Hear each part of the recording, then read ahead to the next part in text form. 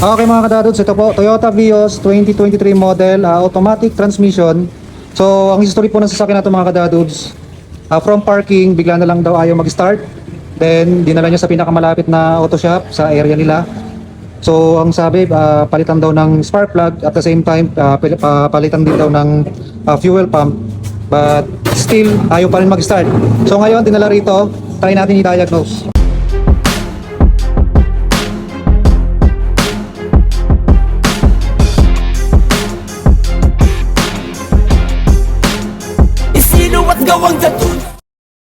Toyota Vios 2023 model at 81,000 na po ang odo. So ito mga kadadudes, pinanggagrab.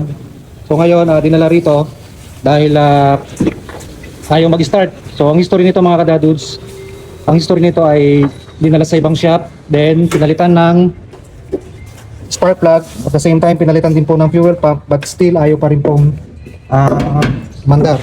So ngayon itadiagnose natin ito mga kadadudes. Yan.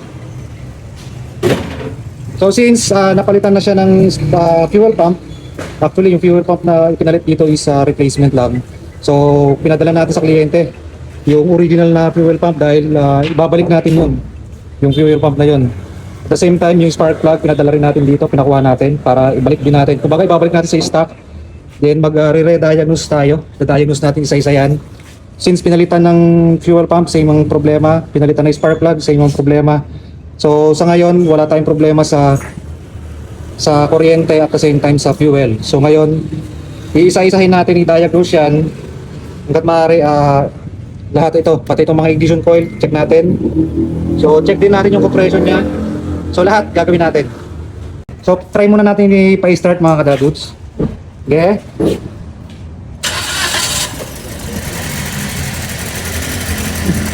Yan, yung tunog na mga kadadudes, palyado yan. Sobrang palyado lang. So check natin itong mga ignition coil, try natin. Okay mga kadadudes, so yan, pinay-start natin. Kung mapapansin niyo, maririnig niyo na palyado. Matindi yung alog ng kanyang makina. So check natin yung mga ignition coil kung okay. So may mga kuryente naman. Okay, so may mga kuryente naman, meaning okay yung ignition coil natin. Try naman natin ngayon i-compression test. Okay mga kadadudes, so yan, nilagay na natin tong compression tester. So check natin yung compression ng cylinder number 1. Sige. Oops. So nasa 150 PSI. Sige, isa pa. Okay, so 150 PSI. So ngayon, check natin yung compression nitong cylinder number 2. Okay, ito. Cylinder number 2, check natin yung kanyang compression. Sige. Oh, ay dyan. So wala mo lang na-read, ibig sabihin yan singaw. Sige, isa pa. So yun. So sa ngayon, ito, isa sa mga suspect natin na hindi man lang pumalo. Wala siyang reading sa kanyang compression. So check na rin natin to, number 3 tsaka number 4. Okay, check naman natin tong cylinder number 3. So yan. Check natin kung ilang PSI. Sige. So yun, nasa 150 to 160 PSI. Isa pa. Okay. So nasa 100 to 150 to 160 PSI, almost same siya ng cylinder number 1. So ngayon, check naman natin tong cylinder number 4. Okay mga kadadudes, so ayan, nandito na tayo sa cylinder number 4. So check natin yung kanyang compression. Okay. Okay. Isa pa. Okay. So yan mga kadadudes, so confirm natin itong cylinder number 2 totally 0. So wala talaga siyang nare-read. So same naman ang reading ng cylinder number 1, 3 and 4. Nasa 150 to 160 PSI. So confirm natin na ito ang problema. So loss compression. So gagawin natin mga kadadudes, tatanggalin natin itong cylinder head. So check natin kung ano yung reason bakit walang nare-read dyan. So yun, babakasin muna namin to.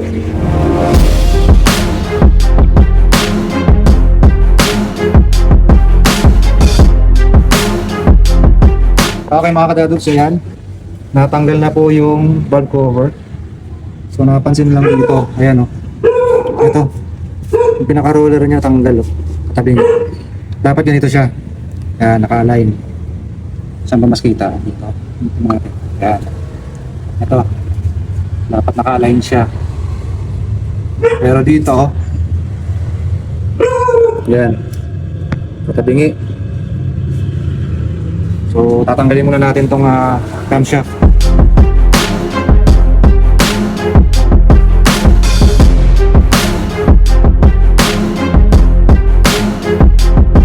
Okay mga kadadod, so natanggalan natin yung mga bearing cap niya. So yan, tanggalin natin tong camshaft para makita niyo yung sinasabi ko kanina na lumihis. Sige. Yun. So ito siya mga kadadod sa yan. Nakalihis. So ito, properly aligned. Yan. Pero ito yung bukod tanging nakalihis. Yan. Kumalsong mga kadadod. So dapat ito ay matigas, umalusor ito sa gilid.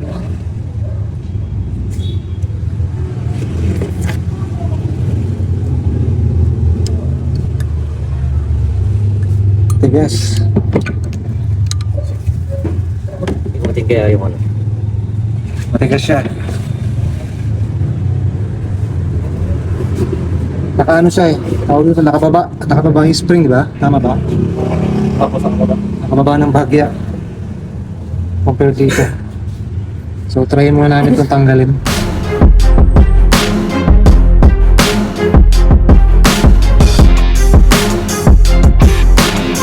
Okay mga kadadudes, ito na po. So, tinanggal na po natin yung mga cylinder head bolt.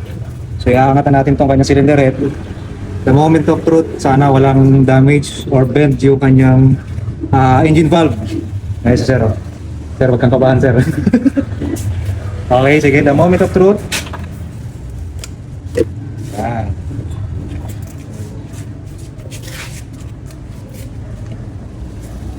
Dito sa kapila. Gilid lang, gilid. Sana walang may nakaangat. Okay. Wala ba? Yun, wala naman. So, walang damage. So, dati may mga na-experience kami before kaya siya loss compression. May pingas dito. Engine valve. Napingasan siya. So far, so good naman. Nakalapat lahat. So, siyempre, pag tinanggal natin yung mga engine valve na yan, titignan din natin talaga in actual kung mayroon bang bend o wala. Yan. Hopefully, wala. So yan, so gawin natin dito mga katatos, lilinisan natin lahat to. Sabay na rin natin yung nandirito dahil mayroon naman, may ano na siya eh, sludge build up na, yan o. Mapansin mo yan. Dapat ito kasi, at saka ito, magkakulay yan. Ito, sobrang itim na. So yan, lilinisan lahat yan. So ito naman yung kanyang engine block. So wala namang indication na nagkaroon ng banggaan yung engine valve at saka yung ibabaw ng ating piston. So hopefully yun lang, yung lumis na yun ang naging problema. So lilinisan na rin natin to, mga ibabaw nito, itong piston, para hindi sayang yung baklas. Then ito naman yung kanyang mga parts.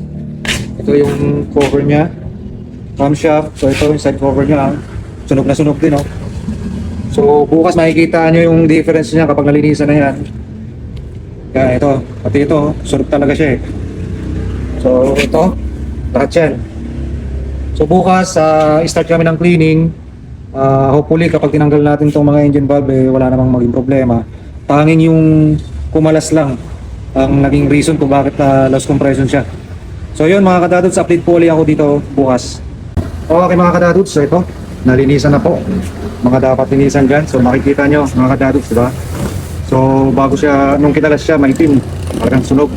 So kita naman ninyo yung difference nan. So malinis siya. Ito mga camshaft niya. Then yung mga bearing cap, head bolt, okay na po yan. Then ito, yung head. So ito mga kadadudes, nahasa na yan. Nahasa na lahat yan, nag-leak test na rin. So far so good na yan.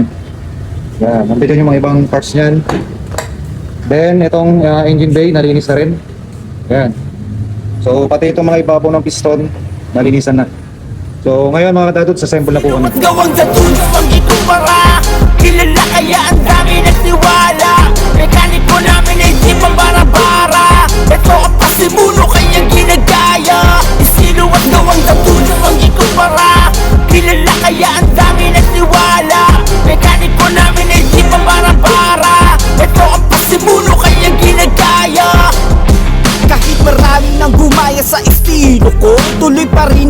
serbisyo sa mga auto nyo. Iba ang husay at talino ng mekaniko. Lahat ay tunay para sa mga katulad mo. Nandiyan si Boss Ryan, madali mo siyang lapitan. Kung discount ang usapan ay huwag ka mag-alinlangan. Handa niyang ibigay para lahat ay masaya. At syempre sa mga minamahal niya kapwa Agila. Pasensya sa iba kung minsan kayo nainip. Nais lang namin sa distraksya kayo ay masagip. Serbisyong kalidad ang gusto namin parating. Para smooth ang biyahe mo tapos lakas pa ng dating. Bawat biyahe ay panatag kahit sa padumaan. Kaya salamat sa tiwala sa aming kakayahan. Kalidad namin serbisyo ay lahat nakaalam. Kaya dito ka magpunta sa Dadun sa Sakalam. Sino ang gawang Dadun ang ikumpara? Kilala kaya ang dami nagtiwala. Mekaniko namin ay di pambara-bara. Ito ang pasimulo kaya ginagaya.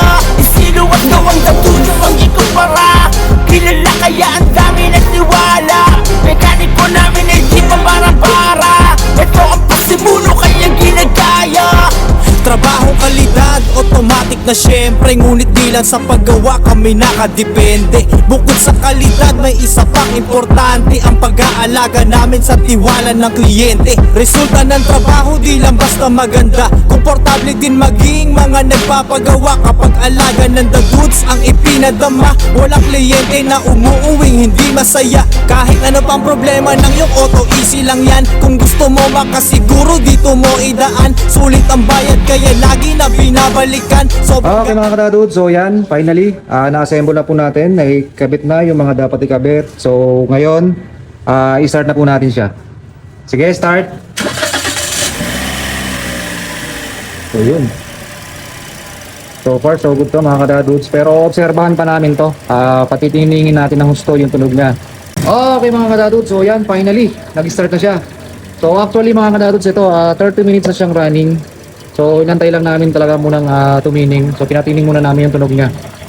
So far so good. Yan, maririnig naman ninyo na matining na siya. So bukas mga kadadudes, so final check. Then after final check, iti-test drive. Then kapag walang problema at okay na, iti-change ulit namin to. Then tsaka namin iti-turn over sa aming kliyente. So yun lang mga kadadudes. Muli, sino ang gawang Dadun ang ikumpara? Kilala kaya ang dami nagtiwala. Mekaniko